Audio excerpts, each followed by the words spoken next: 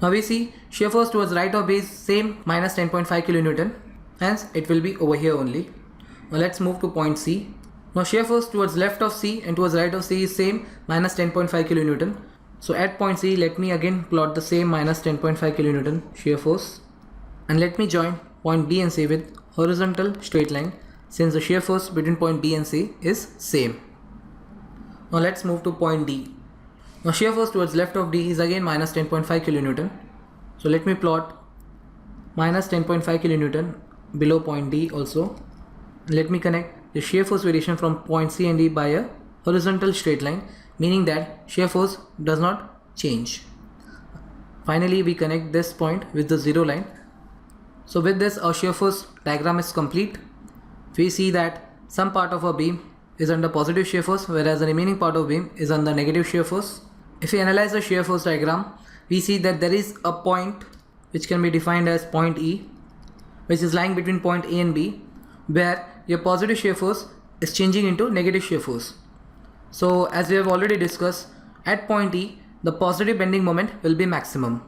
Now as we can see in the shear force diagram, the value of shear force at E is equal to 0. So I can write the equation SF shear force at point E is equal to 0. If I consider the right hand side of section, I can write the expression for shear force at point E. Now considering the right hand side of section, we move from point D towards E. So first we have upward force VD equal to 10.5 kilonewton. So upward force on the right hand side of section is negative, so we have minus 10.5.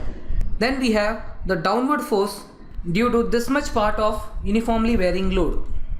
Now the intensity of the uniformly varying load at point E is given as Y kilonewton per meter as shown in the figure. So by similarity of triangles, we get Y by X is equal to 7 by 9.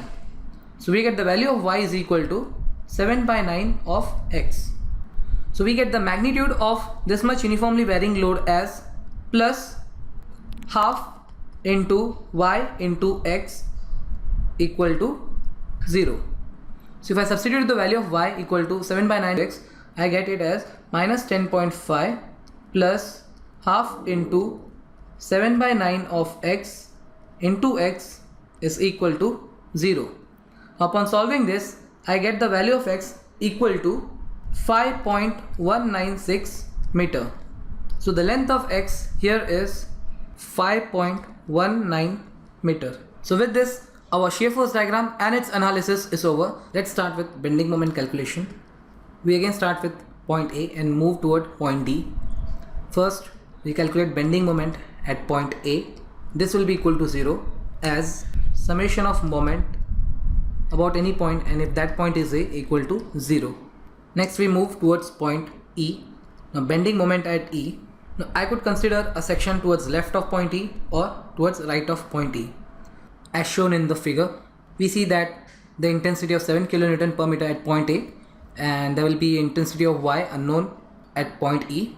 So the total forces towards the left hand side of section will be the upward force VA, whose magnitude is known, whereas the downward force, which can be evaluated as consisting of two forces, a uniformly distributed load of intensity Y acting over a span of 9 minus this X value, which is 5.19, and this is equal to 3.08 meter, plus there will be additional uniformly varying load whose intensity will be 7 minus Y at point A and equal to 0 at point E.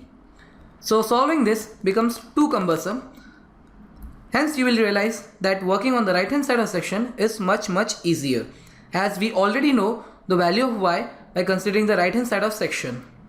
Now by considering the right hand side of section of point E, the bending moment at E can be given as, we have the first downward force whose magnitude is, since downward force on the right hand side of section is positive, we have half into Y is 7 by 9 into X, and X value of X is 5.18.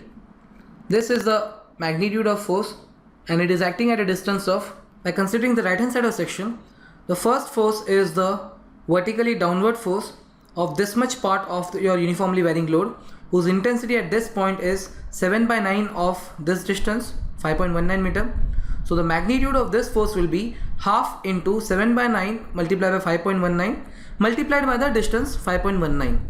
So we have bending moment at E is equal to, first we have positive half multiplied by 7 by 9 multiplied by 5.19 multiplied by 5.19. This is the total downward force due to this part of the uniformly varying load. Then also we have this upward support reaction Vd. So upward force on the right hand side of section is negative, so we have Vd is 10.5 kilonewton.